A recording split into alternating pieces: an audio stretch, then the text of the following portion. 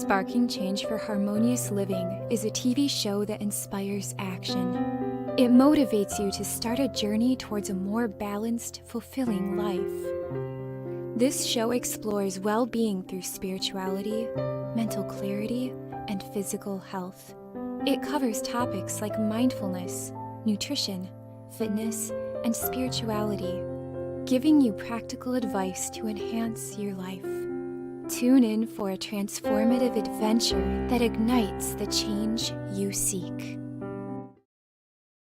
Hello, everyone, and welcome to Sparking Change for Harmonious Living. I'm your host, Giovanna Tartarone. And I'm your co-host, Ahmed Bahman. Welcome, Ahmed. And today we're going to continue to talk about Thrive, and we're looking at resilience, finding strength in adversity. You know, this is tremendous because I don't know anyone who doesn't go through life without some kind of adversity in their life. So I'd like to talk about this because I think it just makes us stronger. It helps us to grow and grow our faith, and also just, have more power over ourselves. So let's talk about that. Absolutely. And it takes me straight away back to Think and Grow Rich by Napoleon Hill. Mm-hmm. When he said, every adversity, every failure, every heartbreak carries with it the seed of an equal or greater benefit. Now, that is my favorite quote. and he said, like, you may not see the equal or greater benefit right away, but the seed of its equivalent is there, which means there's a starting point for something yet greater to come. And I'm the proof of that.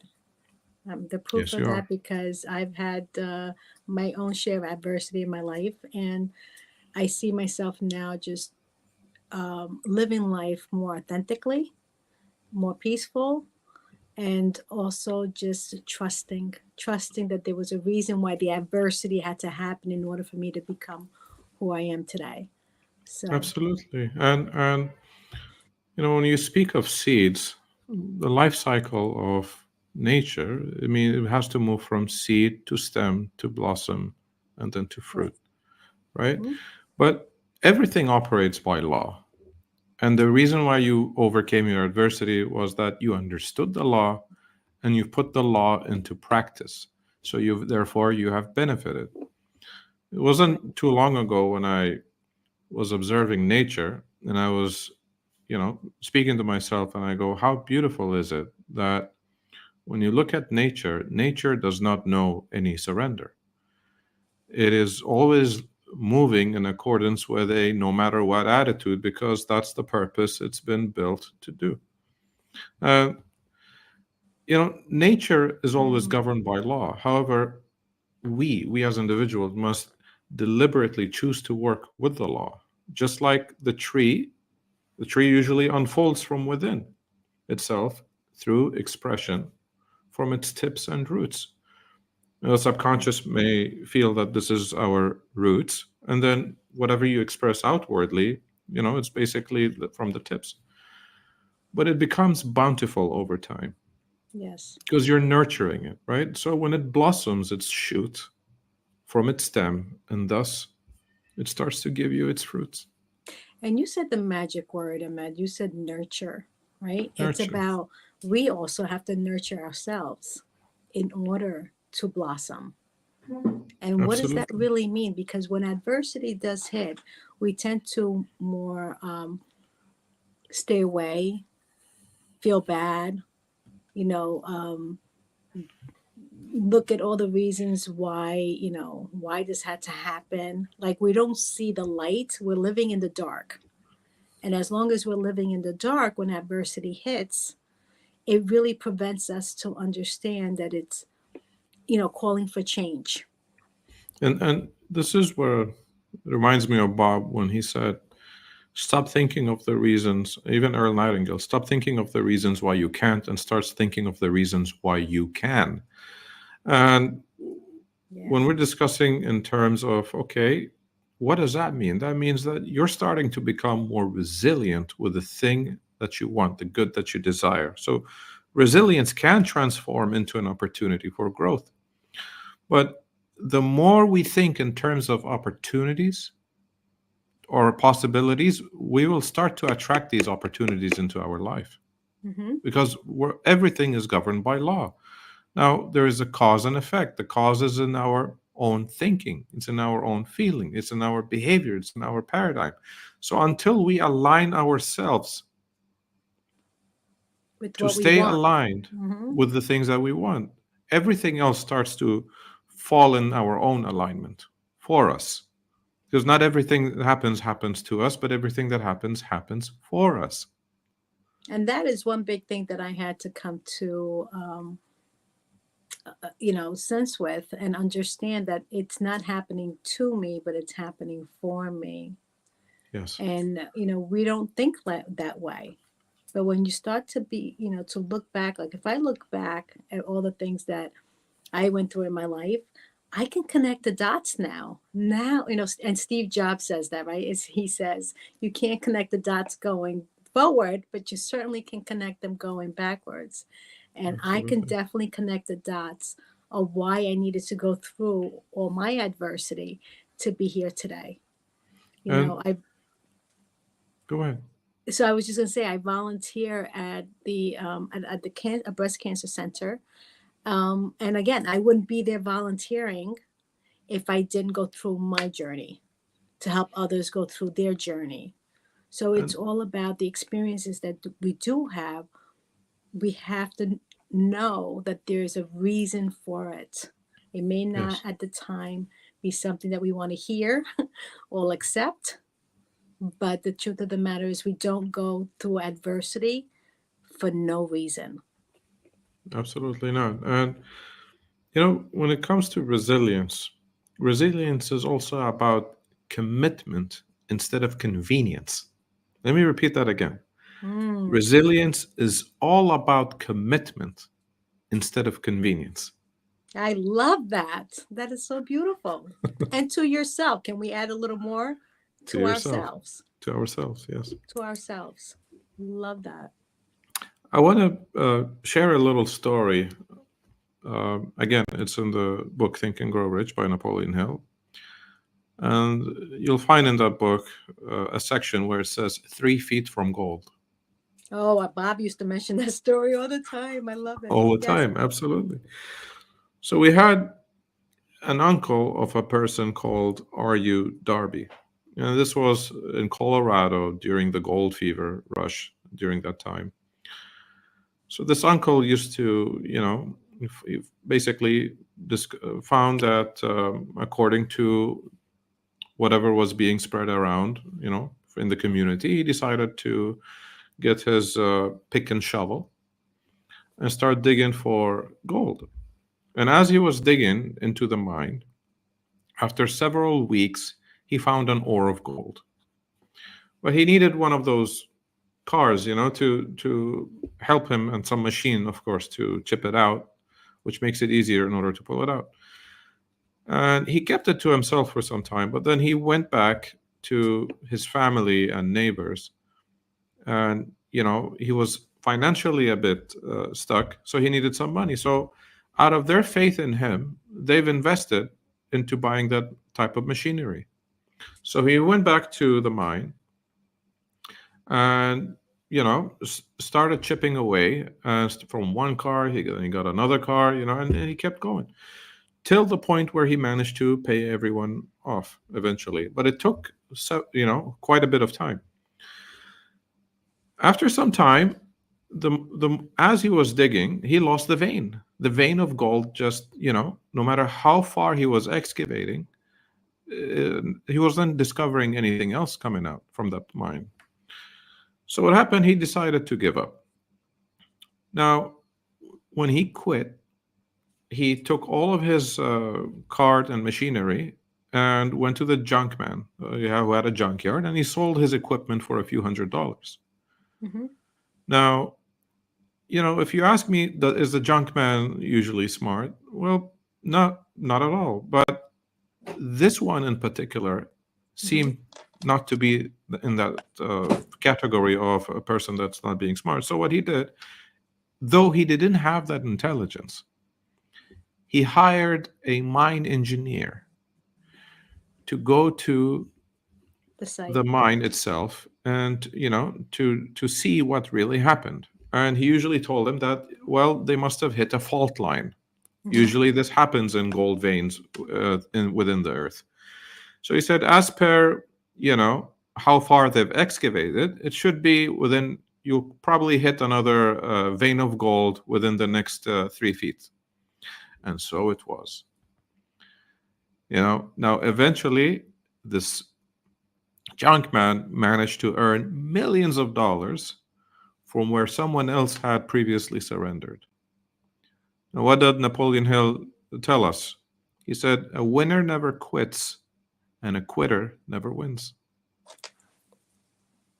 That's right. And again, when you're going through adversity, right, you find the strength to keep going no matter what. No matter what. And it's also building that faith, right?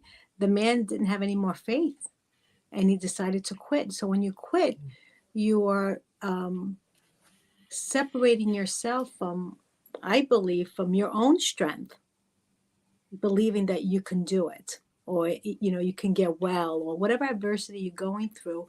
Having resilience is really leaning on the side of faith versus fear, because the man Absolutely. obviously had fear that he spent so much time, so much money, and he gave up. So being strong, or finding your strength and resilience, is really also building your faith in the impossible, whatever it is you're going through, knowing that you can make it. Because again, who said it? Henry Ford. If you think you can, if you think you can't, you're You're right. So it comes down to what we say matters. What we say to ourselves matters. I know my own journey. I connected more to my faith, my soul, my spirit, whatever you want to call it, to help me get through my adversity than anything else. And now this is how I built my own spiritual practice, is connecting to that every morning, so that whatever adversity comes to me, I know I can be stronger in tackling it, and I don't react. I respond to things now, which is feels so Yeah. much better, for sure. You have resilience again. And whenever people have a goal, it's easy to start anything. It's very easy, but it requires resilience, which is commitment to finish, right? In times of adversity, what is the one law that I would like to suggest is for everybody to understand what is the law of polarity. Now, Napoleon Hill stated it beautifully initially when I stated his code. So, there is always an opposite to any condition and circumstance that you may go through. Instead of worrying about something, saying, what if this happens? What if that happens? If you just shift your perception by using the law of polarity to its total opposite and generate something positive within yourself and say, what if that would happen? How much my life would change if that happens? What you're doing right there is that you're empowering your own belief. You're adding more faith. You're giving yourself a healthier suggestion so that you can propel in the direction that you want instead of being stagnant and stuck. A lot of people say that change is hard, right? But you don't have to take a big giant step into change. You can take a little step, and you can do Absolutely. something every day. If you really want to change the thinking to the opposite, because it doesn't feel good when we're thinking negative. It doesn't feel good when we're worried. So why not step to the other side? People say, oh, you have to be realistic. Realistic is whatever you want it to be. You create your reality. You create what we're, through our perception, through our beliefs and our emotions, we create everything that we are going through. So if we want to feel better, we have to create that. Napoleon Hill as well stated, he said, change is inevitable. Whether you decide to change or not, change will happen regardless. But he also said, personal growth is a choice. It's very important to remember that no matter where you are, no matter what your condition is, you have the ability to choose the thoughts that you want to have, to hold on to these thoughts in order to choose the desired feelings that you wish to emit. And, a lot of people, in terms of, you mentioned fear. Well, fear is nothing but false emotions appearing real. Or if you want to look at it the other way, you need to face everything and rise, but that requires courage. Now, what did Bob usually teach us about courage? He said, I think it was probably Earl Nightingale, I think, when he said, the opposite of courage is not cowardice, it's conformity. You don't have to be like everybody else. It's okay if you are the unique person that you are. Everybody's unique. But You we need are to unique. embrace Yes. you need to embrace your uniqueness. So when you look at babies and toddlers, they're always resilient. Why adults aren't, right? Bob described, if you look at a baby, or growing into the toddler Falls stage, down, gets up. it bangs, it bleeds, as he stated. Oh my God, you sounded just like him right now. But he never gives up. The baby is right. so resilient that Right. it will keep on doing what it decided to do. Yes.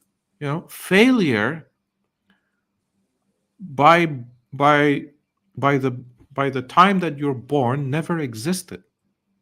Just understand that it's a conditioning. You are born winners. When we look at nature, God has given mankind dominion over this earth. Why? Did But we don't anybody ask study why? that.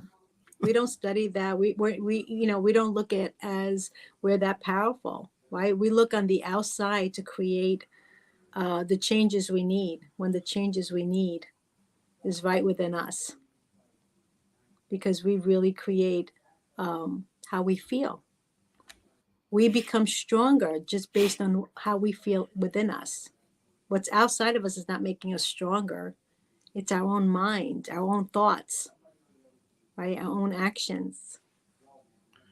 I remember a quote by, I think it was when JFK one time asked Victor von Braun, and he told him, what would it take for our men, to get into the spaceship, reach to the moon, and come back safely? He only said four words: the will to do it. To do it.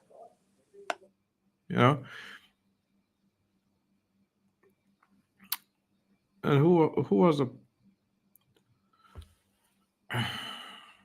Steve Bowe said, he says, God's gift to us is more talent and ability than we'll ever hope to use in our lifetime. And our gift to God is to develop as much of that talent and ability as we can in this lifetime. And Bob always said, it doesn't matter if you feel you don't have the ability to continue. Just like the junkman asked a mining engineer, someone who had the specialized knowledge, in order to proceed into fulfilling his dream. If you can't find the talent and ability, you can acquire it if you're willing, whether through yourself or through another. But that doesn't mean that you should stop and give up. Where there is a will, there's a way. There's a way, for sure. For sure. And that's what really we have to remember in the midst of adversity, is really having the strength to know if you have the will to make it through. and you look at the, I believe even for myself, when I tapped into my true purpose, what am I here to do? How can I make a difference in this world? And go after what I know to be part of the gifts that I hold. It gives me the strength to overcome the adversity.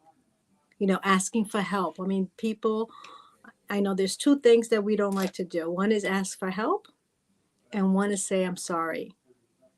So, even in the midst of adversity, those things are so important to give you strength to move forward, right? Sometimes we don't realize that the adversity that we're in is trying to teach us a lesson. And, that is one of the biggest things that I took away from my adversity. It's like I've learned a lot of lessons from my adversity. And so hence why it is meant for us to grow, and not be stuck in it and not look back and say, why me? And become a victim of it, to take the lessons and move on, because it just truly made me a better person when I look back. It reminds me of another story.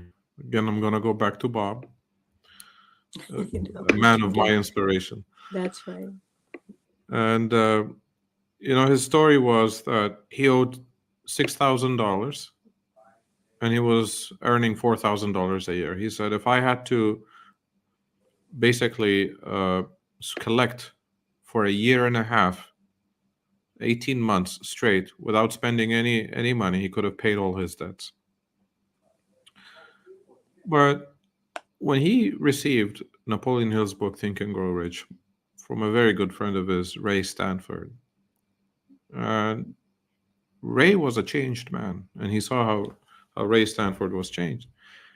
And Ray would pull out his bundle of cash, and Bob used to say, like, "Wow, I've never seen a stack of cash like that before." So he mentioned to Bob, "Have you ever seen me at any time that I was broke?" He goes, "No." He said, "Have you ever seen me at any time that I was sick?" He says, "No." He said, "Have you ever seen me at any time that I was sad?" He said, "No." He said, "Then you must be the most miserable person I've ever met."